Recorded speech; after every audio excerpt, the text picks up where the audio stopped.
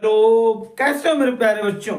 तो आज हम लोग बेटा कक्षा 10 की मैथ का चैप्टर 5 और एक्सरसाइज 5.1 का क्वेश्चन नंबर 2 और 3 सॉल्व करेंगे। क्वेश्चन नंबर 2 और 3 सॉल्व करेंगे, बात समझ में आई।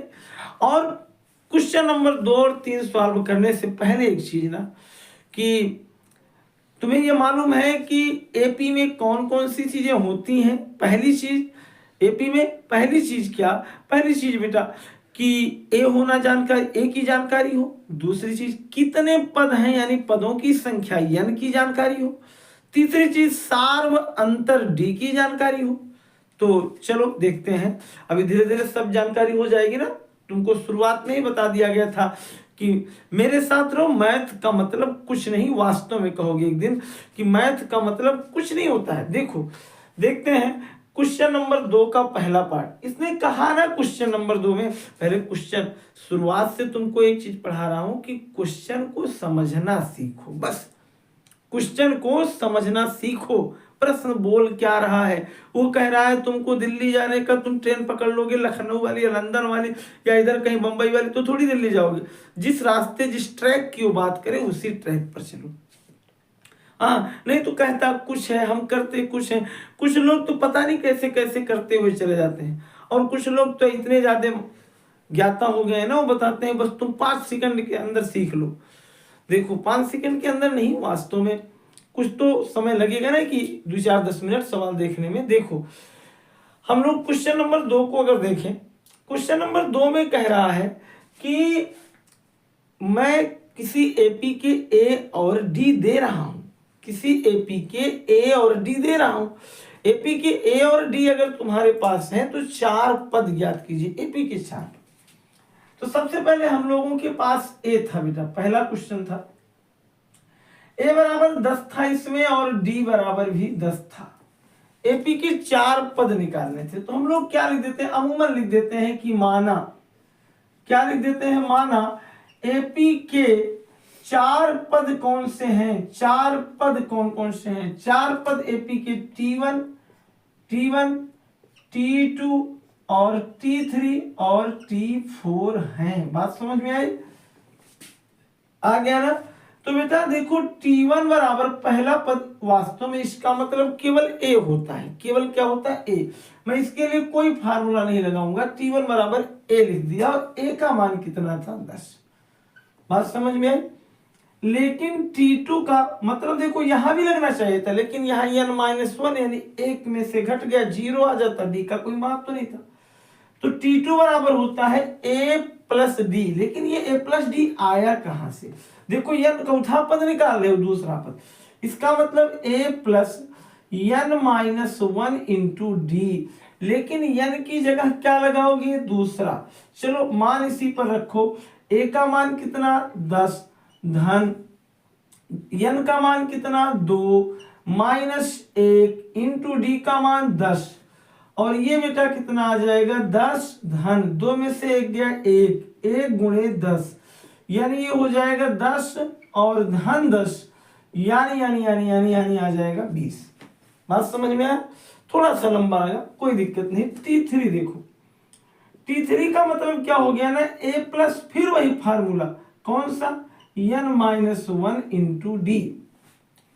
और बेटा a का मतलब क्या हो गया, a का मतलब 10, n का मतलब 3, और 3 में से 1 अगर घटा लेंगे तो कितना हो जाएगा, 2, और गुणे d का मान कितना है, 10। तो 10 दूना 20 और 10 कितना हो गया, 30, यानी T3 बराबर कितना हो गया, 30। चलो इसी तरीके से ना हम लोग अंतिम वाला निकाल लें, T4। और T4 का मतलब क्या हो गया बेटा, a प्लस फिर वही फार्मूला n-1 इंटू क्या डी, चौथा पद निकालना है, चौथा पद, यानी n बराबर क्या आ गया, 4। n बराबर क्या हो गया, 4। a का मान 10 धन 4 माइनस 1, 4 में से 1 चला गया, कितना है, 3। 3 गुणे डी का मान 10, तो 3 दहम 30 और 10 कितना, 40। तो ये एपी की जो चारों पद थे बेटा अपना, कौन कौन से आ गए, 10 आ गए, 20 आ गए, फिर 30 आ गए, और आ गए 40।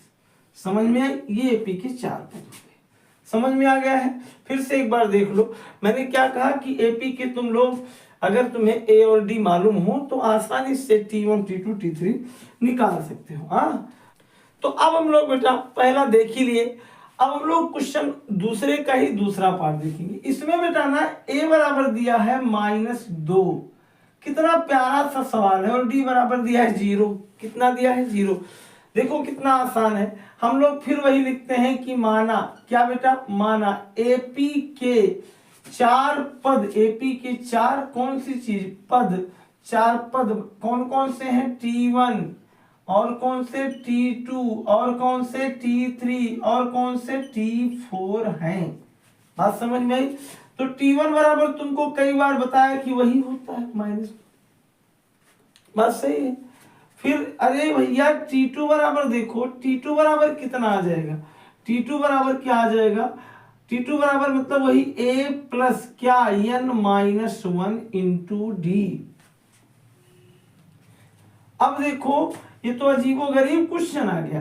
A का मान -2 और प्लस n का मान कितना, 2 में से 1 गया यानी 1 और गुणे d का मान 0 यानी A भी आ जाएगा कितना, -2। कैसे रे भैया, इधर देख लो, धन 0 इसमें गुणा होगा 0 जुड़ेगा, कोई फर्क थोड़ी पड़ेगा, -2। चलो अगर इसका कोई T3 निकालेगा तो इसका मतलब A प्लस यहाँ n-1 इंटू डी पर लगाएंगे, और यहाँ बेटा A का मान कितना आ गया, वही -2 और यहाँ 3 में से 1 गया 2 गुणे 0, कितना प्यारा, A भी -2। सही बात है ना, अरे भाई -2 और 2 का 0 में गुणा किए तो 0 हो गया, और 0 जोड़ देंगे तो क्या 20 थोड़ी हो जाएगा।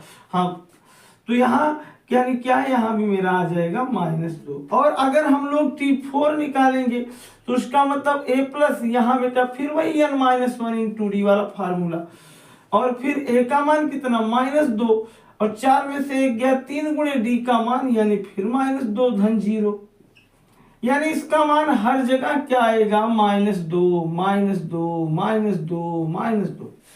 हाँ, ये इसके AP की क्या हो जाएंगे, 4 पद हो जाएंगे। समझ लिए ना। इसके बाद बेटा हम लोग इसके बाद स्क्रीनशॉट ले लो, क्वेश्चन नंबर इसका 3 चलेंगे, स्क्रीनशॉट ले लो। इसके बाद इसी का हम लोग क्वेश्चन नंबर कौन सा चलेंगे, 3। और देखो क्वेश्चन नंबर 3 में दूसरे का तीसरा पार्ट है, नहीं तो क्वेश्चन नंबर 3 समझ लो, दूसरे का तीसरा पार्ट है। और इसमें A बराबर कितना दिया है, A बराबर दिया है 4 दिया है ना, और D बराबर कितना दिया है, D बराबर दिया है -3, कितना दिया है, -3।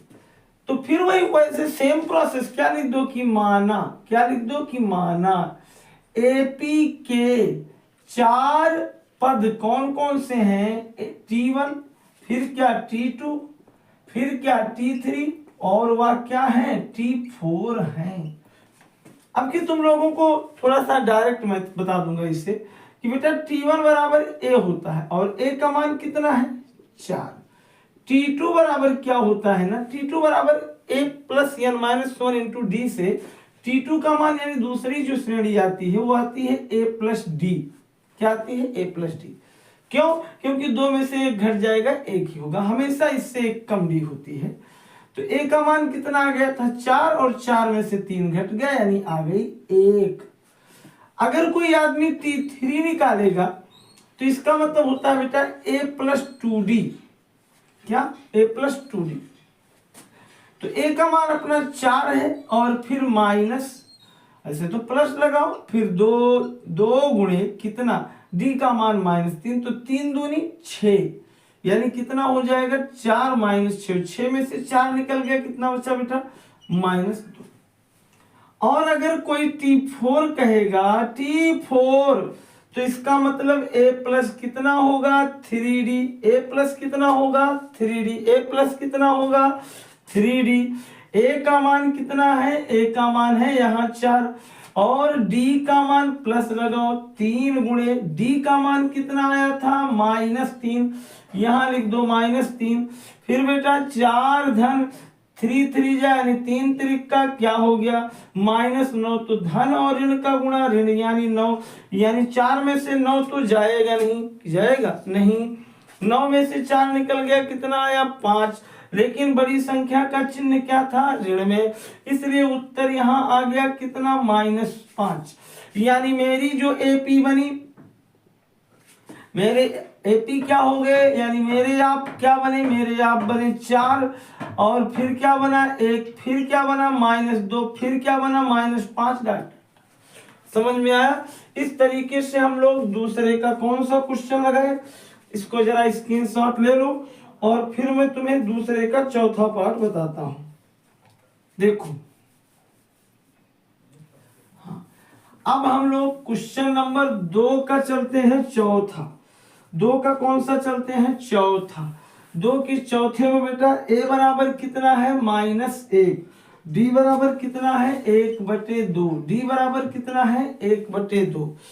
अब हम लोग फिर वही सेम प्रोसेस, सबसे पहले क्या लिखेंगे, माना एपी के कौन से 4 पद, एपी के 4 पद कौन कौन से हैं, एपी के 4 पद T1 T2 T3 T4, कामा लगा दो, हैं। बात समझ में आई। ए का मान तो तुम्हें मालूम ही था, डी का मान तो तुम्हें मालूम ही था, तो T1 बराबर क्या होता है, ए का मान कितना है, यानी -1। बात समझ में आई। T2 बराबर क्या होता है, फिर वही फार्मूला, चौथा पद निकालना है, दूसरा पद, दूसरे पद का मतलब a प्लस 2 यानी n-1 इंटू कौन सा d, तो a का मान कितना हो जाएगा, a का मान -1 धन n का मान कितना है, n का मान 2, यानी यहाँ 2 और -1 इंटू डी का मान 1/2, कितना 1/2। समझ में आया। यहाँ लिख देना -1, 2 में से 1 घटाए कितना हो गया, 1 गुणे 1/2। समझ में आया। अरे 1/2 का गुणा 1 में करोगे कोई फर्क पड़ेगा, नहीं पड़ेगा। 11 न कर देना गलती से, कर भी सकते हो, हाँ तुम लोग 2, फिर यहाँ केवल होगा अब 2 कम 2, यानी -2 धन 1/2, तो 2 में से 1 निकल गया बेटा -1/2। ये दूसरा पद आ गया, थोड़ा सा ये है बड़ा।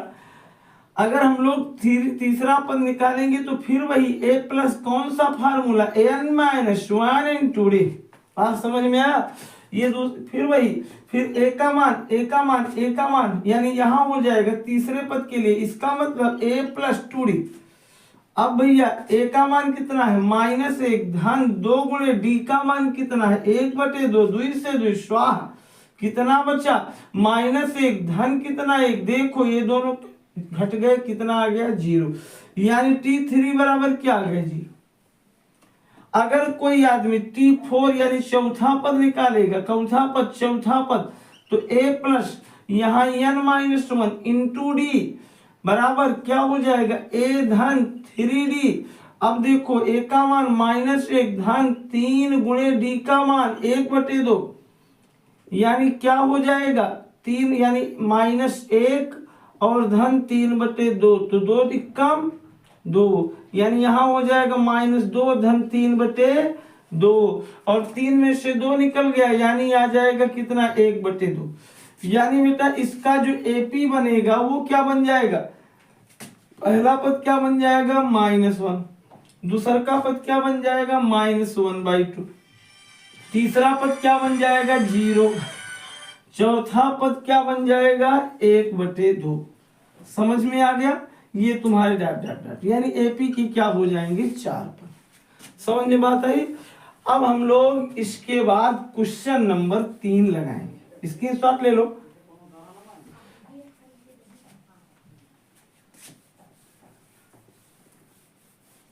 अब हम लोग बेटा क्वेश्चन नंबर 3 लगाएंगे, बहुत ही आसान सा क्वेश्चन है। क्वेश्चन नंबर 3 में क्या है जानते हो, कि उसमें केवल तुमसे पूछ रहा है पहला पद और सारवंतर निकालना है। पहला पद और कौन सी चीज निकालना है, सारवंतर। केवल देखते रहो कैसे लगेगा, अभी दिमाग में आ जाएगा। जैसे तीसरे का पहला है, कोई एपी दिया गया है, देखते रहना, यहाँ है कितना 3 1 फिर -1 फिर 3। कह रहा है इस एपी का पहला पद, इस एपी का पहला पद, अरे भैया जोन पहले आए वही पहला पद होगा, तो पहले क्या आया ये, वही उसका पहला पद हो गया। तो इसका मतलब कि a बराबर तो आ गया 3, लेकिन d बराबर क्या होता है, d बराबर होता है t2 माइनस t1। यहाँ ये t1 पहला पद है और ये t2 दूसरा पद है। तो जरा एक काम कर दो, क्या 1 में से घटा दो 3 और उत्तर आ जाएगा -2। यानी a बराबर 3 और d बराबर -2, यही मेरे क्या हो गए आंसर। समझ में बात आई, आया समझ में।